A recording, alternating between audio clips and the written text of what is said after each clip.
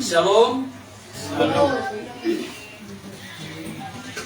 Kebenaran firman Tuhan, renungan singkat kita pada kesempatan ini di arisan kita perdana setelah pandemi virus corona yang berlangsung kurang lebih 2 tahun. Puji Tuhan, informasi yang saya dapat, tidak ada anggota dari persaudaraan kita yang meninggal oleh karena virus corona. Mungkin saya salah, tapi kalau yang positif banyak, termasuk dari anggota keluarga kami ada 3 orang yang positif. Tapi puji Tuhan sudah masuk kepada tahap yang ketiga dan tidak terlalu berbahaya dan sembuh. Puji Tuhan, semua karena kasih karunia Tuhan kita boleh ada sebagaimana ada saat ini. Renungan singkat kita saya ambil dari 1 Korintus 12 ayat yang ketiga. Mari kita simak dan perhatikan bersama. 1 Korintus 12 ayat yang ketiga. Karena itu aku mau meyakinkan kamu bahwa tidak ada seorang pun yang berkata-kata oleh Roh Allah dapat berkata, terkutuklah Yesus, dan tidak ada seorang pun yang dapat mengaku Yesus adalah Tuhan selain oleh Roh Kudus. Yang berbahagia adalah keluarga besar kita di sektor 5 yang mendengar firman Tuhan dan yang memelihara dalam hidup kita hari lepas hari. Pertama-tama yang ingin saya sampaikan kepada kita, ada banyak orang di luar sana yang berkeyakinan lain. Mereka sangat menghina, melecehkan, merendahkan Yesus. Kok manusia disebut Tuhan atau diakui sebagai Tuhan? Saya mau tegaskan konfirmasi kepada kita saat ini. Alkitab ini menjelas tidak ada seorang pun yang dapat mengaku Yesus adalah Tuhan selain oleh Roh Kudus. Keluarga besar sektor 5 yang dikasihi Tuhan, ketika kita bisa mengaku Yesus sebagai Tuhan, bahasa Yunani Lord, bahasa Inggris Lord, bahasa Yunani Kurios, pemimpin, raja, junjungan, gusti, penguasa dalam hidup kita. Saya mau sampaikan itu bukan karena kuat gagah kehebatan kita, tapi karena Roh Kudus yang mendorong kita, meyakinkan kita, mengakui Yesus sebagai Tuhan dalam hidup kita. Nah, pertanyaannya, kenapa ada banyak orang di luar sana yang menghina, melecehkan, merendahkan Yesus sebagai Tuhan? Ada yang bisa jawab? Oleh karena Roh Kudus tidak ada di dalam diri orang itu. Coba kita memikirkan dan menghayati, merenungkan dengan sungguh-sungguh. Pengakuan Yesus sebagai Tuhan itu oleh karena kekuatan, oleh karena karya Roh Kudus. Tetapi yang ini saya sampaikan kepada kita, barangkali di antara kita yang berkumpul saat ini dari sejak kakek nenek kita sudah menjadi orang Kristen, sudah menjadi orang-orang percaya, sudah menjadi tubuh Kristus gereja Tuhan. Pertanyaannya sekarang, benarkah kita mengerti, memahami makna yang terdalam, makna yang sangat luar biasa tentang Yesus diakui sebagai Tuhan? Ini dia. Saya kasih contoh praktis kepada kita. Bangsa Israel diperbudak di Mesir selama 430 tahun. Itu bukan waktu yang singkat. Indonesia dijajah oleh Belanda 250 tahun. Indonesia dijajah oleh Jepang, kalau tidak salah, 3,5 tahun. Tapi bangsa Israel diperhamba, diperbudak, ditindas di Mesir oleh Fir'aun dan pasukannya selama 430 tahun. Itu waktu yang sangat lama. Itu bisa berapa generasi, Bapak Ibu Saudara. Ketika bangsa Israel diperhamba, diperbudak, ditindas, dibuat melarat, menderita hidupnya di Mesir, maka bangsa Israel ada dalam penguasaan Fir'aun. Dan Tuhan berfirman kepada Musa supaya bangsa Israel dibawa Exodus, dibawa keluar dari perbudakan. Dan mereka ada selama 40 tahun di padang gurun, dan oleh karena kepemimpinan Yosua, mereka dibawa masuk ke tanah Kanaan, tanah yang berlimpah-limpah susu dan madunya. Tolong kita soroti dan perhatikan bersama. Ketika mereka di Mesir, mereka diperhamba, diperbudak oleh Fir'aun. Yang menguasai mereka, yang mengendalikan mereka, yang mengatur mereka adalah Fir'aun. Perhatikan baik pengesarannya ya. Tapi ketika mereka Exodus keluar dari perbudakan di Mesir, maka yang menguasai mereka, yang mengendalikan mereka, yang mengatur hidup mereka, bukan lagi Fir'aun, tapi Tuhan yang menebus mereka, Tuhan yang menyelamatkan mereka. Ini perlu saya sampaikan kepada kita, Bapak Ibu Saudara. Saya sangat terkejut dan sekaligus tertarik kalau Bapak Ibu Saudara pernah mendengarkan atau menyaksikan lawak dari Cisayur Baladi, Titip Balaut, Cisaku Sahidna. Pernah dengar? Itu ngeri, itu menyindir kita Bapak Ibu Saudara. Ternyata katanya pejabat gereja katanya banyak di neraka. Ngeri itu kan? Pernah dengar? Ada yang dengar nggak? Pernah dengar? Ada urusi Tuhan di son katanya. Ada udah bandita di son. Ada udah pemimpin silone di son. Artinya itu sindiran. Jangan sampai itu menjadi sebuah realita, sebuah kenyataan. Kita ini mengaku Yesus itu Tuhan, padahal kita tidak mendapatkan tempat di dalam kerajaan Allah. Yesus pernah dalam khotbah di bukit berkata, bukan setiap orang yang berseru-seru kepadaku Tuhan, Tuhan akan masuk ke dalam kerajaan Allah, melainkan mereka yang percaya dan setia melakukan kehendak Bapa di surga. Salah satu kehendak Bapa di surga adalah percaya menerima Yesus sebagai Tuhan, Lord, Kurios, pemimpin, Raja, penguasa dalam hidup kita. Tolong kita soroti, perhatikan Bapak Ibu Saudara, kita semua di sini belajar untuk bertumbuh dalam Tuhan, untuk mengasihi Tuhan. Ketika kita mengaku Yesus Tuhan, maka saya kasih tahu. Saya kasih tahu. Itu tidak main-main. Kita bisa call, kita bisa paduan suara. Yesus itu Tuhan, Yesus itu Tuhan. Bahkan mungkin mulut kita berbusa-busa berkata Yesus itu Tuhan. Tapi ketika kita menghayati secara mendalam, secara sungguh-sungguh mengaku Yesus Tuhan, artinya sebelum kita mengaku Yesus Tuhan atau menerima Yesus sebagai Tuhan Juru Selamat, maka ada yang mengontrol, mengendalikan kehidupan kita. Kita Roma berkata, sebelum kita mengenal Yesus sebagai Tuhan Juru Selamat, kita adalah hamba dosa, hamba dunia, hamba si jahat. Tapi ketika kita telah percaya menerima Yesus sebagai Tuhan Juru Selamat, kita menjadi hamba kebenaran, menjadi hamba Kristus, menjadi hamba Allah. Ada perubahan otoritas.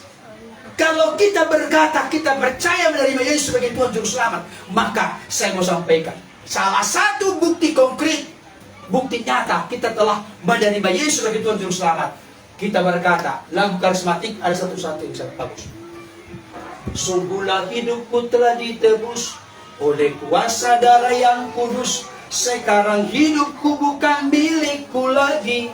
Apapun yang Tuhan mau lakukan, apapun yang Tuhan mau inginkan, asalkan Tuhan ku senang, semua ku relakan, semua ku persembahkan, semua ku serahkan, namanya dimuliakan. Referennya ada yang tahu?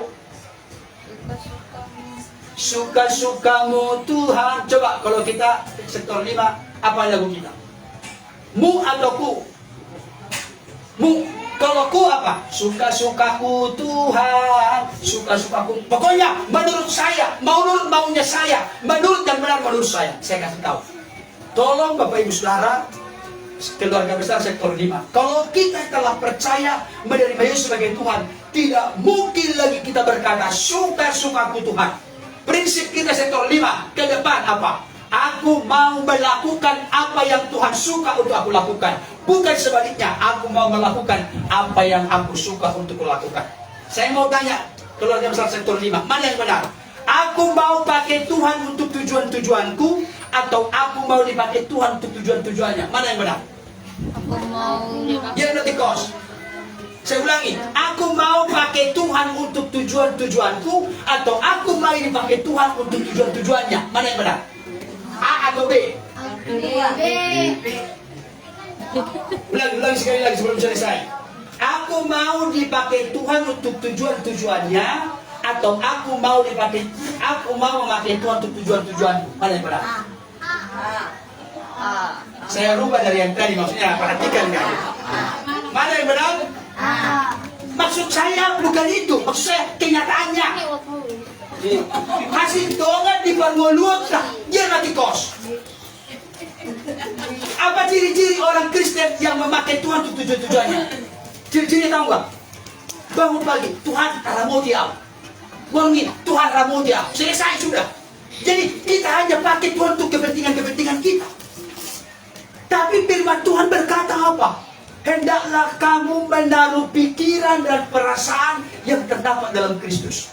Saya mau kasih tahu, salah satu hal membuat kita orang Kristen yang zaman ini menyukai Tuhan, menyenangkan Tuhan, membuat bangga Tuhan, ketika kita sepikiran, seperasaan dengan Tuhan.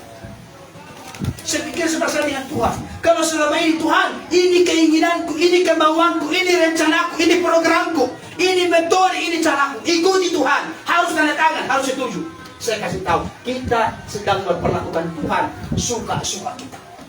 Tapi kalau kita berkata, Tuhan, aku mau melakukan ini kalau Engkau berkenan. Aku rela Engkau tuntun, Engkau pimpin dalam hidup. Jadi Bapak Ibu Saudara, jangan kita terlalu mudah, terlalu gampang berkata, Yesus telah kuterima sebagai Tuhan. Kalau benar Yesus telah kita terima sebagai Tuhan, maka yang mengatur pikiran kita, yang mengatur perkataan kita, yang mengatur sifat watak karakter kita, bukan kita, tapi Tuhan yang telah berotoritas, berkuasa atas hidup kita. Sebelum selesai, Bapak Ibu Saudara, siapa di sini baru beli sesuatu? Ada? Beli sesuatu, beli apa? Makanan. Baru manor, mau amangin apa? Muna masuk ke becon, kau nasi garet, nasi mau. Baru beli apa? Kalau kita beli sesuatu, contoh rice cooker, kita beli. Sebelum kita beli, milik siapa? Milik pemilik toko kan? Tapi setelah kita beli, berarti rice cooker itu milik siapa? Yang berkuasa atas rice cooker itu siapa? Kita yang membeli. Sama dengan kita kepada Tuhan. Bukankah kita telah dibeli? Bukan kredit, tetapi lunas dengan darah yang mahal, yang tertumpah di kayu salib. Bukan dengan emas dan perak, bukan dengan barang panah, tapi dengan darah Yesus, darah yang suci, agung dan mulia. Berarti kita ini bukan milik kita lagi. Kalau ada di sini orang Kristen berkata, emang kenapa? Suka-suka aku, emang kenapa? Saya mau kasih tahu, dia tidak pernah mengalami Yesus sebagai Tuhan dalam hidup. Tapi kalau dia mulai berkata, Tuhan, aku mau Engkau atur hidupku seturut dengan kehendak. Saya mau kasih tahu Bapak Ibu Saudara, saya tidak panjang lebar. Saya mau sampaikan kepada setiap kita saat ini. Kalau kita ternyata mengaku menerima Yesus sebagai Tuhan dan Juru Selamat, berarti yang mengontrol, mengendalikan, menguasai hidup kita adalah Tuhan. Dan kita tidak ada yang sempurna di sini, tapi kita terus makin dipulihkan, dikembangkan, disempurnakan sehingga menjadi serupa seperti Kristus. Ayat terakhir sebelum selesai, Galatia pasal yang kedua. Ini bagus sekali dan sudah dikarang sebagai sebuah lagu. Galatia 2 ayat 19b sampai 20. Saya baca untuk kita, perhatikan Bapak Ibu Saudara. Galatia 2 ayat 19b sampai 20. Aku telah disalibkan dengan Kristus. Ini banyak juga kita nggak mengerti. Aku telah disalibkan. Memang benar kita disalibkan di Golgota? Enggak. Bukan. Kristus disalibkan untuk menebus kita dari dosa, dari perbudakan perhambaan dosa. Salah satu ciri dosa adalah dosa pemberontakan, dosa ketidaktaatan. Maka Yesus taat sampai mati di kayu salib. Sebenarnya tujuannya untuk menebus dosa ketidaktaatan kita, supaya kita dimampukan untuk taat kepada Tuhan. Aku telah disalibkan bersama Kristus. Perhatikan kalimatnya. Namun aku hidup, tetapi bukan lagi aku sendiri yang hidup, melainkan Kristus yang hidup dalam aku. Dan hidupku yang kuhidupi sekarang ini di dalam daging adalah hidup oleh iman kepada dalam anak Allah yang telah mengasihi aku dan menyerahkan dirinya untuk aku. Jadi kita yang hidup. tapi bukan kita yang hidup. Berarti apa maksudnya kalimat ini? Kita yang hidup, tapi bukan kita yang hidup. Memang kenyataannya kita hidup, tapi kita bukan lagi ego kita, keakuan kita yang menguasai pikiran kita, hati kita, perkataan kita, perbuatan kita. Tapi Kristus yang bertahta, Kristus yang berkuasa, Kristus yang menjadi Tuhan dalam kehidupan kita. Mari kita renungkan bersama. Tuhan, kalau kelakuanku begini, apakah benar aku sudah percaya menerima Engkau sebagai Tuhan? Atau jangan hanya knowledge, jangan hanya pengetahuan, jangan hanya pengertian, tapi penghayatan kehidupan. Ternyata kalau kita sudah mengaku percaya Yesus Tuhan Juru Selamat, berarti kita bukan lagi mengatur diri kita, tapi Kristus yang telah mati, yang telah menebus kita, memberi kita dengan lunas. Dialah yang totalitas hidup kita diatur olehnya. Dan kita belum ada yang sempurna di sana. Tapi mari kita jangan sampai merasa, aduh yang penting sudah Kristen. Makanya disebut ada istilah KTP, Kristen KTP. Tahu Kristen KTP? Kristen KTP tahu? Tanda pengenal. Kristen tanpa pertobatan, itu pengertian Kristen KTP. Kristen dia tapi tidak ada pertobatan, tidak ada perubahan. Padahal firman Tuhan berkata dalam 2 Korintus 5:17, siapa ada di dalam Kristus, ia adalah ciptaan baru. Yang lama sudah berlalu, sesungguhnya yang baru sudah datang. Mari kita hayati makna terdalam Yesus sebagai Tuhan, berarti Dia yang mengatur seluruh hidup kita, bukan lagi kita. Kalau ada di antara kita pada malam hari ini masih dia yang mengatur dirinya, dia nggak sadar bahwa dirinya bukan miliknya. Kalau masih kita merasa diri kita milik kita, berarti kita belum benar secara pengalaman percaya menerima Yesus sebagai Tuhan. Kalau sudah menerima Yesus sebagai Tuhan, berarti moto kita adalah, pertama, suka-sukamu Tuhan. Yang kedua, aku mau melakukan apa yang Tuhan suka untuk aku lakukan. Amin. Kita berdoa.